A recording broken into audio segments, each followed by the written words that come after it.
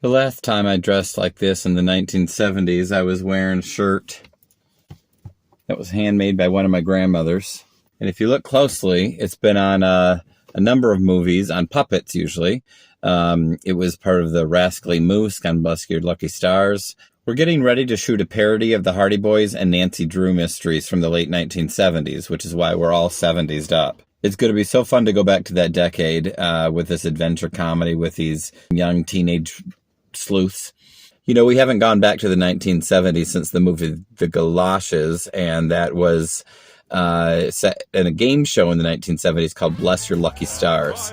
Tim Weisman was so funny as the host, and all the characters that played celebrities on there, from Nancy and Kim to Joseph and Cindy, hideous clown makeup, Tom Oldcroft. What do I know from Skinny? I'm on the grapefruit diet. And then we were supposed to have an actor who was in my class that was supposed to be the guy with a puppet on his hand. Well, this is the only time I've ever let somebody go from the acting class. This is how far you have to push me, I guess, in order to get kicked out. The actor who had agreed to this had been very into his character, had been getting a wardrobe, was all excited about it.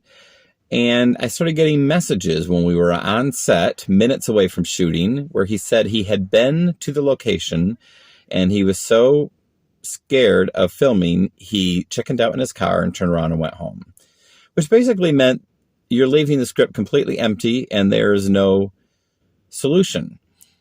On that day, I decided to ask Tom Taylor when he showed up to play an announcer, an off-screen announcer. I said, you got the 70s wardrobe. Will you quickly learn these lines? You can keep them in your hands and fill in for this actor who chickened out and left us all high and dry.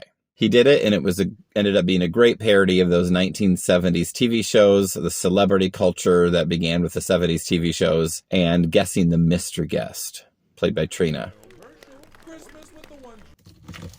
I look forward to going back to the 1970s in 3 weeks with this guy.